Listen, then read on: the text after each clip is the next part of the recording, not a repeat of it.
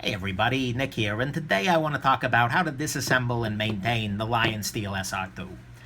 If you've watched my review of this knife already, you know that the answer of how to do this is don't. Flat out. This knife is terrible to disassemble and maintain. Absolutely horrid. I would rather endure any number of enhanced interrogation techniques rather than put this damn thing back together again. I did it. I pulled it off, but it took a long time of frustration and pain and ugly, and it could have gone so wrong so quickly. So let me explain to you why this is bad. It's easy to start with. You take a Torx T7 bit, you put it in here, and you unscrew, and you unscrew, and you unscrew, and the pivot pops out. No problem. Then you push the pivot through, and then you pull, and suddenly the blade and the Teflon washers come free. And at this point, you're feeling good about your life. Wow, that was easy. No problem. Great. Integral knives are fun. And you don't yet realize that your life is going into, hurt town, basically. Because then you clean everything out. You're still feeling good. You're still feeling like you've made good choices. You're still not regretting your overall existence. And so you feel good. You get everything lubed up and cleaned. And then you go to reinsert the blade, because in this knife you have to reinsert the blade with the washers on there. It's an integral knife. You can't take the thing apart and stack everything. You have to insert it all in kind of a blade sandwich. But thing is, these are Teflon washers.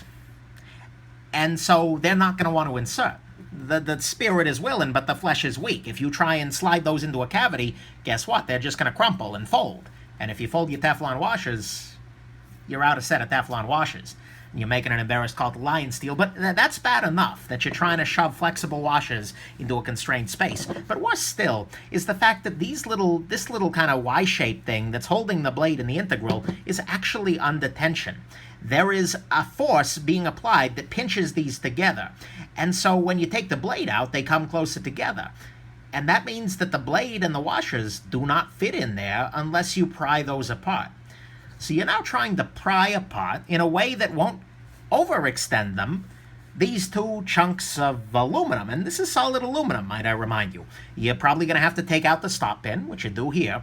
And at this point, you're starting to realize you got yourself a problem. You're starting to regret your choices. You're thinking maybe you need to go back on the wagon and stop disassembling your freaking Lionsteels.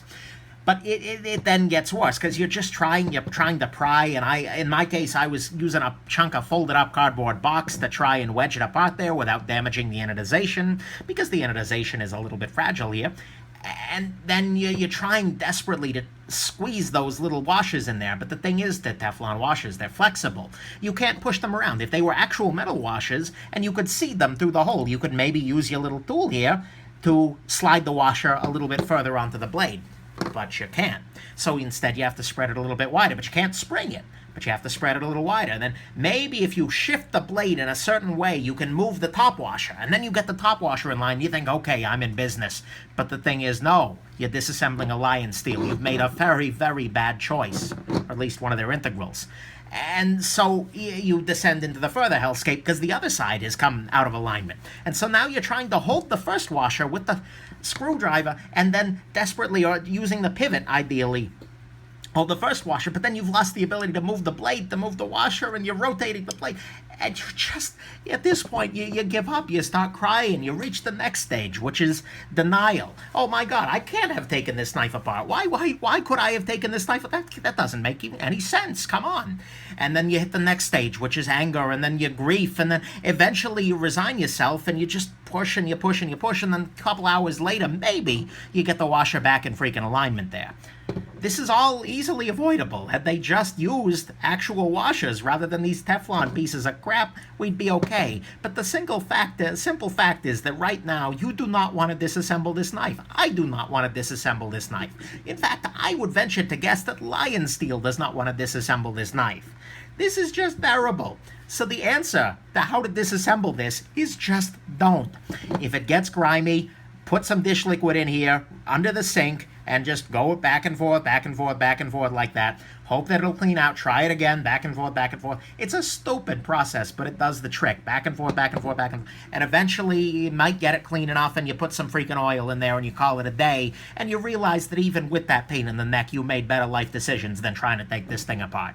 So That's the message, the moral of the story. The more you freaking know is do not disassemble this knife. Do not join me in that personal hell. Anyways, maybe that's like the circle of hell dedicated to people who use proprietary hardware and knife design is having to repeatedly disassemble a Lionsteel SR2. Either way, bad idea. Don't go there. Please. Oh, please. Please, no. Hope this has been informative, that I've just saved you a lot of suffering, and that you have yourself a wonderful day, and the way to ensure that is by leaving the damn pivot in the damn SR2. Bye now.